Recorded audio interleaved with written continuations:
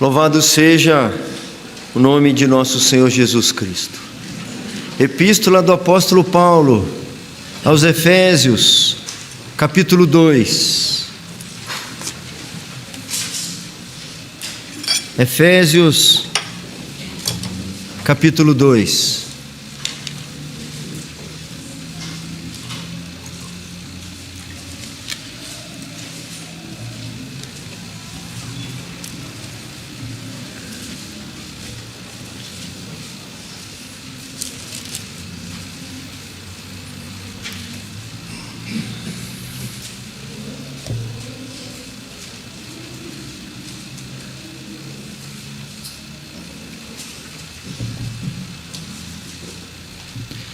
Estamos seguindo uma sequência aqui na epístola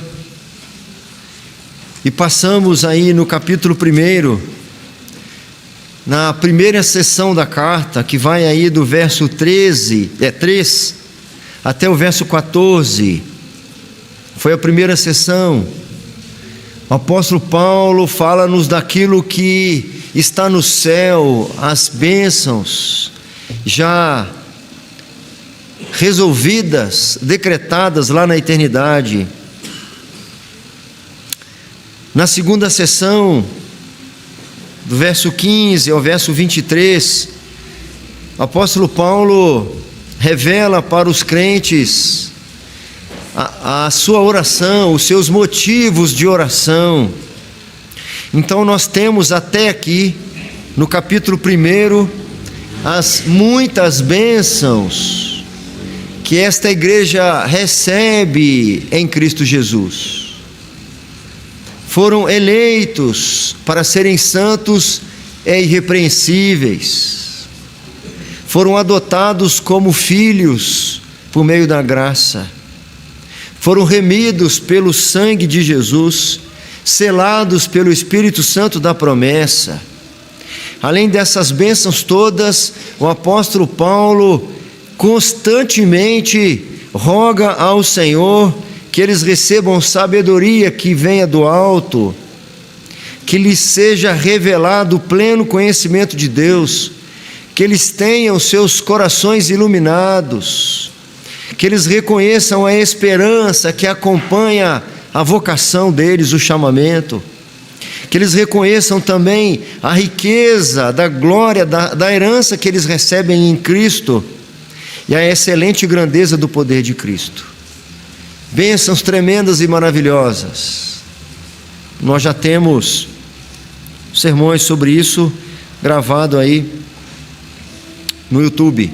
Não vou repetir, obviamente. O interessante é que, para que esses mesmos crentes de Éfeso não menosprezem essas bênçãos todas que recebem do Senhor, a fim de não negligenciarem tamanhos privilégios diante de tantas riquezas que lhes são concedidas, Paulo, agora no início do capítulo 2, revela quem eles realmente eram. Capítulo 2, apenas os 3 primeiros versículos. Acompanhe a leitura, por favor. Ele vos deu vida, estando vós mortos nos vossos delitos e pecados, nos quais andastes outrora, segundo o curso deste mundo, segundo o príncipe da potestade do ar, do Espírito que agora atua nos filhos da desobediência. Verso 3. Entre os quais também todos nós andamos outrora, segundo as inclinações da nossa carne, fazendo a vontade da carne e dos pensamentos, e éramos por natureza filhos da ira, como também os demais. Oremos, meus irmãos. Senhor soberano, Senhor nosso, exaltado e engrandecido seja o teu nome. Eis tua palavra santa, inerrante, suficiente, autoritativa, lâmpada para os pés, martelo que esmiuça a penha, espada que penetra tão profundamente a ponto de separar aquilo que é inseparável, a alma e o espírito, a junta e a medula, apta para discernir os pensamentos e propósitos do coração do homem, apta para restaurar a nossa alma, para dar de comer à nossa alma. Que ela não volte vazia nesta noite, Senhor, sem que antes cumpra o propósito pelo qual ela for designada pelo Senhor, de educar, de corrigir, de confrontar, de ensinar na justiça, de nos edificar. Fale com o teu povo, porção da tua igreja, uma representação do numeroso povo pelo qual Cristo Jesus verteu o seu sangue naquela cruz.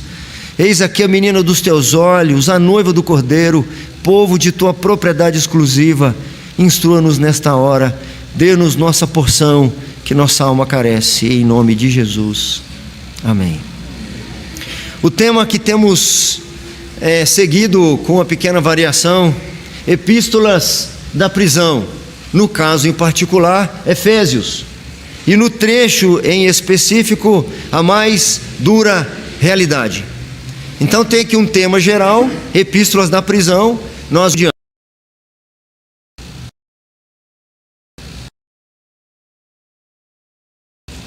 tem uma espécie de subtítulo que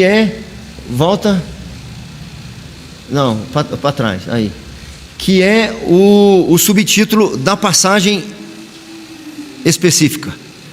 Esses 3 primeiros versículos trazem para nós este ensino, a mais dura realidade. Essa mais dura realidade já está estampada no início dos versículos. É muito interessante que quando a gente vem fazendo uma leitura corrente, direta, a gente começa a ser levado às nuvens. Esses irmãos aqui estão ouvindo do apóstolo Paulo, ou lendo do apóstolo Paulo, bênçãos tremendas e maravilhosas que ninguém ousava nem dizer. É porque ele fora inspirado pelo Espírito Santo para poder dizer, por exemplo, assim nos escolheu nele antes da fundação do mundo. Antes que houvesse mundo, o Senhor já tinha nos escolhido, já nos conhecia e nos chamava pelos nomes. Nós vamos lendo aqui promessas e bênçãos inefáveis. Não é nada corriqueiro, não é um presente circunstancial, não é uma bênção transitória, não é um quinhão que se derrete e se esvai, não tem preço, não precisa se pagar nada, não há nada, nenhuma reivindicação, nenhuma contrapartida, é tudo pela graça do Senhor. Ele vai passando nesse capítulo 1 dizendo que, entre outras coisas, nós temos o nosso futuro garantido, o nosso resgate garantido, porque se Cristo não vier nos buscar, nós permaneceremos habitação do Espírito Santo para todo sempre. Ele nunca vai nos abandonar. Ele é o selo que está grudado em nós, é o penhor da nossa herança. Que bênção maravilhosa! Essa igreja pode se sentir como deve se sentir, muito especial para Deus, muito especial. De repente, o apóstolo Paulo dá uma espécie de choque neles, confrontando-os com uma dura realidade. Ele encerra o capítulo 1 dizendo que Cristo governa todas as coisas. O verso 22 diz: e pôs todas as coisas debaixo dos pés, e para ser o cabeça sobre todas as coisas, o deu à igreja, a qual é o seu corpo, a plenitude daquele que a tudo enche em todas as coisas. Nós somos parte do corpo de Cristo, nós somos a plenitude. Cristo se revela pleno na igreja. Paulo está dizendo que se não houvesse igreja, Cristo não se revelaria pleno. Ele não deixaria de ser pleno, mas ele não se revelaria pleno, porque ele poderia ter se revelado como soberano criador na criação, mas revelar-se como redentor e salvador só tendo pecadores remidos, para que ele pudesse revelar-se dessa forma. Mas aí ele chama a casa à ordem. Mas eu tenho que dizer uma coisa para vocês: ele vos deu vida, mas vocês estavam mortos. A mais dura realidade está estampada aqui já na primeira frase desse trecho. Antes de que se tornassem soberbos por conta das bênçãos eternas recebidas, antes que as desprezassem, e olha que muitos desprezam as benesses eternas que foram derramadas sobre nós, muitos até as desconhecem. Para outros, ainda que as conhecendo, elas não fazem parte daquilo que os motiva a viver. Antes que as desprezassem, Paulo afirma em alto e bom som: vocês eram defuntos ambulantes. A soberba, ela é um risco especialmente para os mais afortunados. Os mais agraciados, os mais abençoados correm maior risco de serem soberbos. A exemplo disso, o grande rei Davi, o maior rei que reinou sobre o reino unificado, e o maior rei mesmo depois que o reino foi dividido, o maior rei da história de Israel. Num dos seus salmos, orando ao Senhor, ele faz a seguinte prece: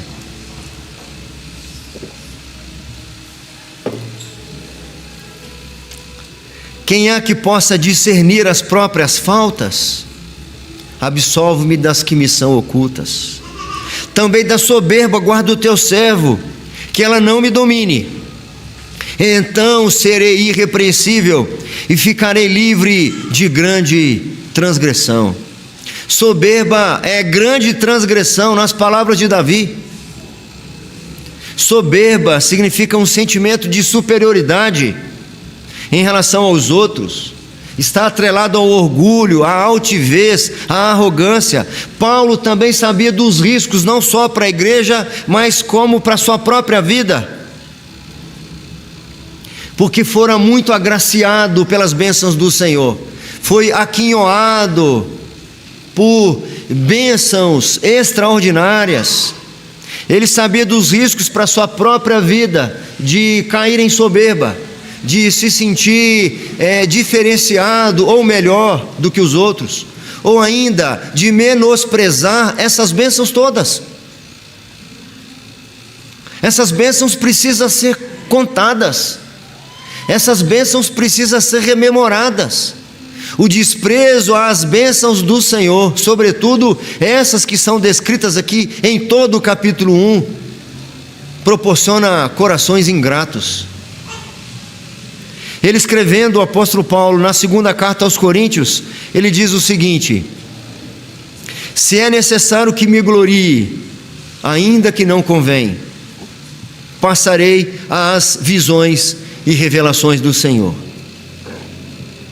Conheço um homem em Cristo que há 14 anos foi arrebatado até o terceiro céu. Se no corpo ou fora do corpo eu não sei, Deus o sabe. E sei que o tal homem, se no corpo ou fora do corpo não sei, Deus o sabe, foi arrebatado ao paraíso e ouviu palavras inefáveis, as quais não é lícito ao homem referir. De tal coisa me gloriarei, não, porém, de mim mesmo, salvo nas minhas fraquezas. Pois se eu vier a gloriar-me, não serei nécio, porque direi a verdade. Mas abstenho-me para que ninguém se preocupe comigo, mais do que em mim vê ou de mim ouve. E para que não me ensoberbecesse com as grandezas das revelações, foi-me posto um espinho na carne, mensageiro de Satanás, para me esbofetear, a fim de que não me exalte. Guardadas as devidas proporções, eu penso que o apóstolo Paulo está procurando chocar a igreja, depois de serem informados das bênçãos inefáveis que eles recebem. Eles precisam saber: vocês eram cadáveres ambulantes, vocês estavam mortos nos vossos delitos e pecados. A questão que se levanta é: como é que se dava essa morte? é morte espiritual, porque essas pessoas estavam fisicamente vivas. Elas comiam, elas bebiam, elas se locomoviam.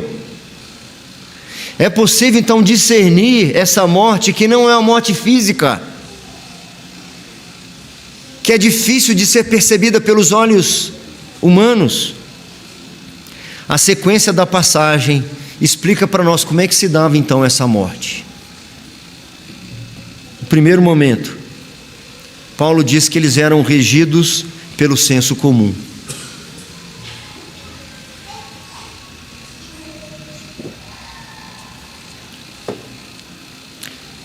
E ele vos deu vida, estando vós mortos nos vossos delitos e pecados, nos quais andastes outrora, segundo o curso deste mundo. É possível identificar um morto espiritual à medida que se observa quem rege a sua vida, quem molda a sua mente, quem dita as suas normas. Essa igreja aqui está sendo orientada pelo apóstolo Paulo, de que eles estavam mortos, e essa morte se caracterizava justamente pelos padrões que eles tinham.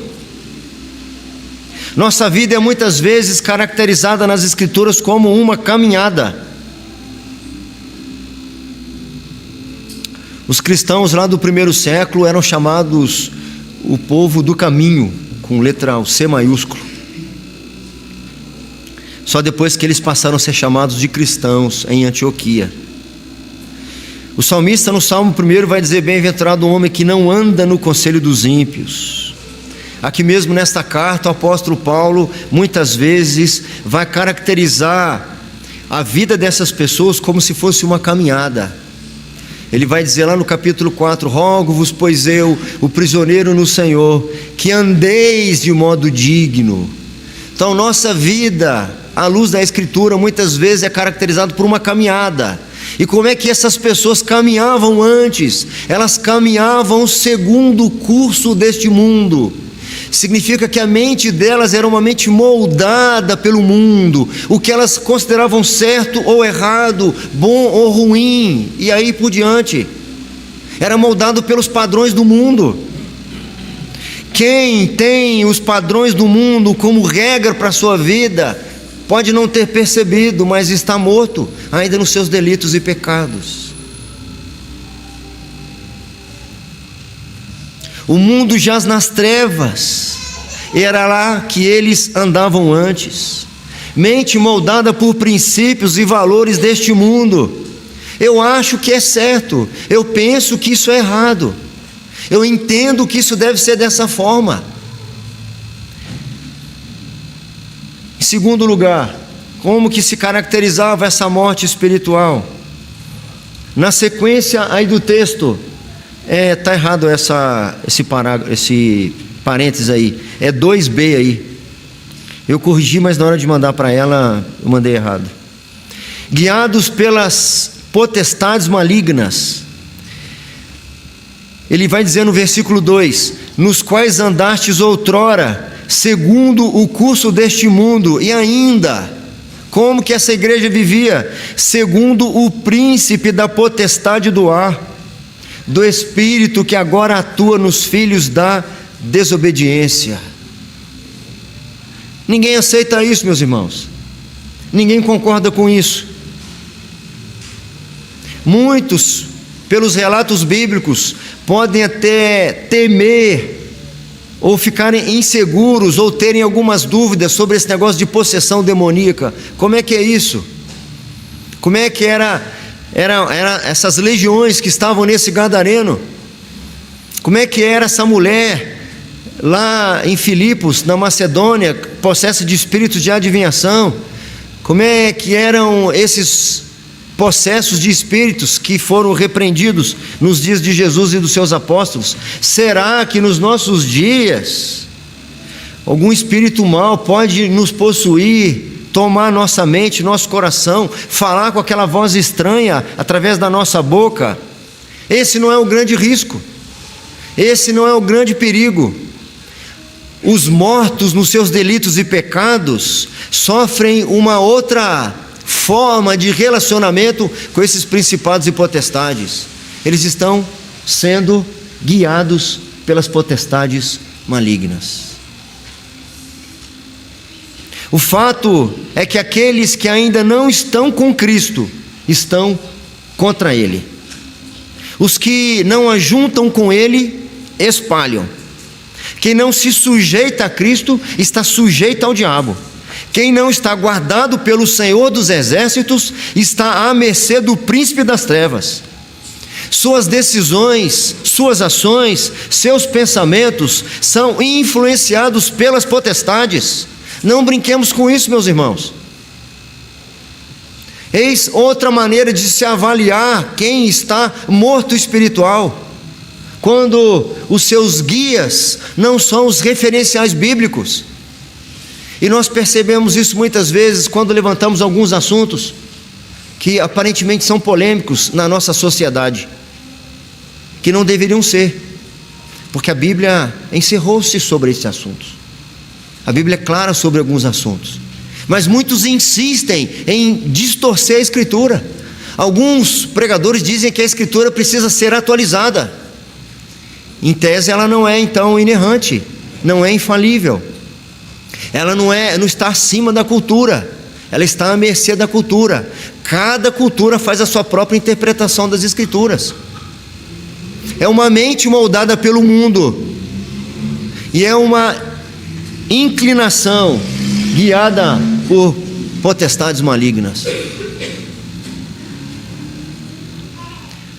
É interessante que aqueles que discordam, aqueles que resistem a essas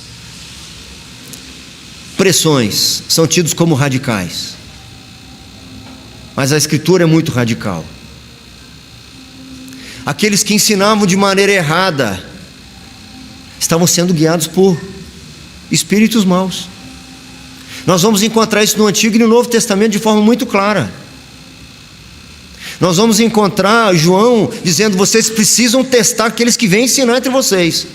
Se eles não ensinam de acordo com a Escritura, se eles não confessam, por exemplo, que Cristo veio em carne, vocês não devem ouvi-los, porque estão sendo guiados por espíritos maus, malignos. Eu digo com tristeza e com muito temor, existem muitos púlpitos que estão sendo ocupados por homens mortos, por pessoas mortas, que não têm suas vidas, seus ensinos, suas doutrinas, suas próprias condutas guiada pela Escritura.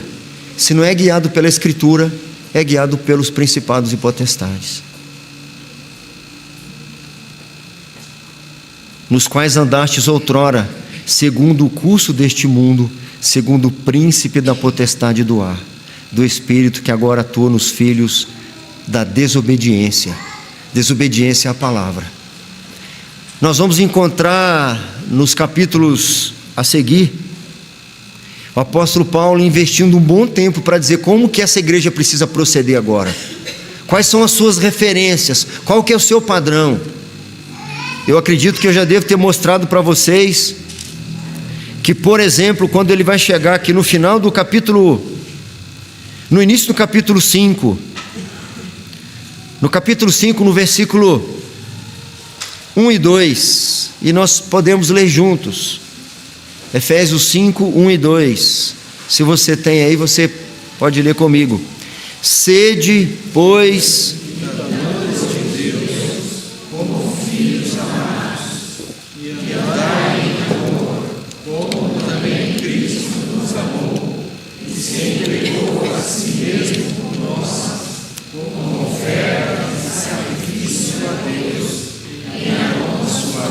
é assim que vocês andam agora, mas antes vocês andavam daquela forma.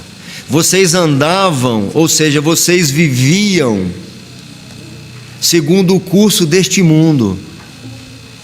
Pastor, mas não tem nada a ver, hoje em dia é tão comum isso, todas as igrejas já fazem assim.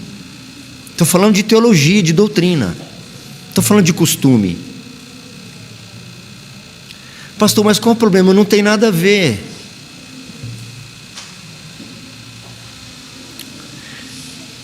Nós precisamos ter uma mentalidade bíblica e uma total submissão à palavra do Senhor.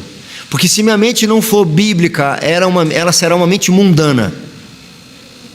E se minha vida não for completamente sujeita ao Senhor, com certeza será sujeita aos príncipes da potestade do ar. Era lá que todos eles estavam antes, era lá que todos nós estávamos antes.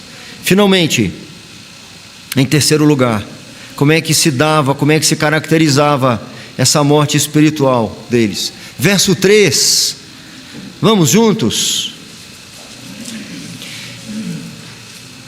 Entre os quais também todos nós andamos outrora, segundo as inclinações da nossa carne, fazendo a vontade da carne e dos pensamentos, e éramos por natureza filhos da ira, como também os demais. vocês agora foram adotados, mas não se esqueçam, vocês antes eram filhos da ira. Que prisão é essa, amados? Talvez a pior prisão que se possa ter. Que luta é essa, meus amados irmãos? E eu reitero, talvez a pior luta que se possa ter consigo mesmo. Nosso coração é enganoso e desesperadamente corrupto. Nosso coração muitas vezes é quem nos governa, e o terceiro ponto é esse. Além de regidos pelo senso comum, pela opinião da maioria, pelas verdades do mundo, além de guiados pelas potestades malignas, que não precisam tomar a minha mente para poder me influenciar. Ainda, Paulo diz que esses crentes eram governados pelo próprio coração, quando ele diz, segundo as inclinações da nossa carne, fazendo a vontade da carne e dos pensamentos. Enganoso é o coração mais do que todas as coisas e desesperadamente corrupto. Eis um conselheiro que deve ficar em último plano. Eis a voz que precisa ser sufocada muitas vezes. Eis o maior embate que nós devemos travar, a luta mais ferrenha que nós devemos militar, são os desejos do nosso coração. Nós deveríamos duvidar de tudo que o nosso coração deseja, até que esteja comprovadamente demonstrado que finalmente o que ele está desejando aqui ou ali é de fato de acordo com a Escritura Sagrada. Eu não devo apenas provar os espíritos, eu não devo apenas testar aqueles que falam comigo, aqueles que me ensinam, que pregam para mim, para eu me proteger e andar nos caminhos do Senhor, não andar mais como eu andava outrora. Mas eu preciso vigiar até por mim mesmo. É no coração que procedem as contendas e as guerras, é o meu coração. Mas olha o outro que o outro fez, o que o outro fez só vai fazer algum mau efeito na minha vida, se afetar meu coração. Se meu coração estiver protegido, qualquer mal que o outro fizer contra mim não prosperará. Mas meu coração muitas vezes está à mercê da ofensa, está à mercê da contenda, da discórdia, porque isso já está lá dentro. A ofensa do irmão só desencadeia o que já está lá, porque o mal habita em mim. Cuidado com o nosso coração, porque só mortos vivem seguindo o seu próprio coração. Só mortos ambulantes, cadáveres ambulantes que vivem seguindo o seu coração. Ah, mas eu não estou em paz com isso. O problema não está em paz com isso. E isso é ensinado nas Escrituras. Faça, independente se você está encontrando paz para fazê-lo. Porque quem é que vai de bom grado perdoar o seu inimigo? Quem é que vai de boa vontade amar quem te odeia? Quem vai de bom grado orar por quem te persegue? Que se dane a pessoa, que o Senhor a leve, ou o diabo. Tem ditados populares que falam isso. Nosso coração muitas vezes é aquele que governa a nossa vida.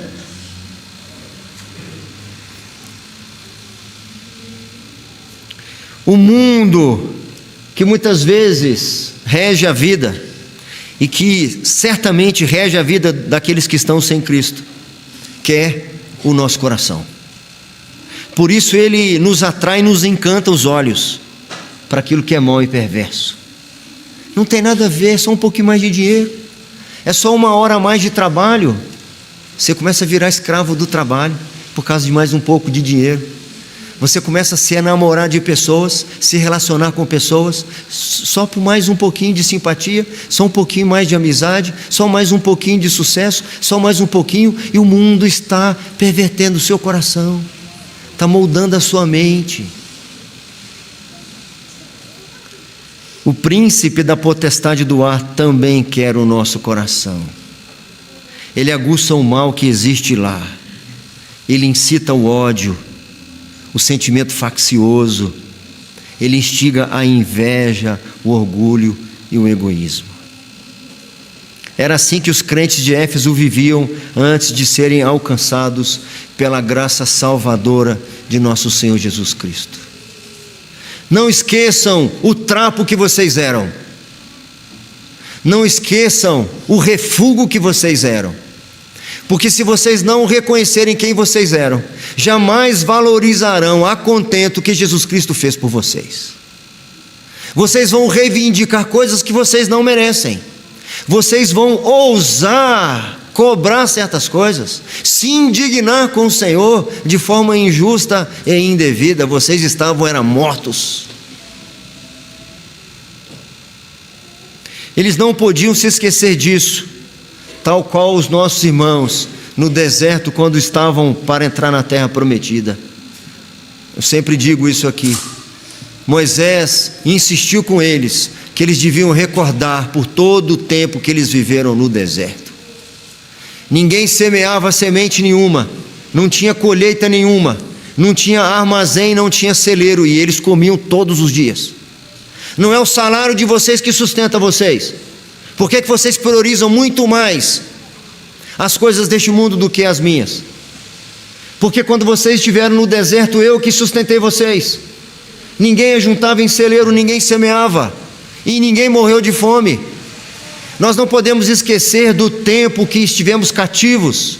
Nós não podemos esquecer como vivíamos sem esperança, como vivíamos procurando sentido para a nossa vida nas perversões deste mundo, na bebida, no dinheiro, no jogo, no sexo e nas coisas que são aparentemente saudáveis, nos relacionamentos fúteis, etc.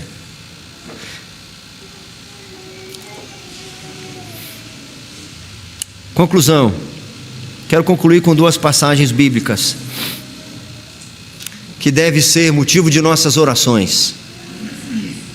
O sábio, escrevendo Provérbios, diz o seguinte: o caminho dos perversos é como a escuridão.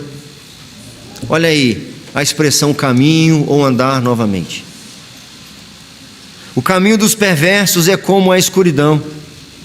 Nem sabem eles em que tropeçam. Filho meu, atenta para as minhas palavras. Essas aqui. Atenta, filho meu, aos meus ensinamentos e inclina os seus ouvidos.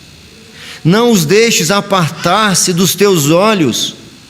Guarda-os no mais íntimo do teu coração, porque são vida para quem os acha e saúde para o seu corpo. Sobre tudo o que se deve guardar, guarda o coração, porque dele procedem as fontes da vida. Para quem quiser anotar, é Provérbios 4, do 19 ao 23. Esse último texto, se você se sentir à vontade de repetir depois de mim, é pequeno, são 3 versículos bem pequenos do Salmo 119. Para quem quiser anotar, Salmo 119, do verso 9 ao 11. De que maneira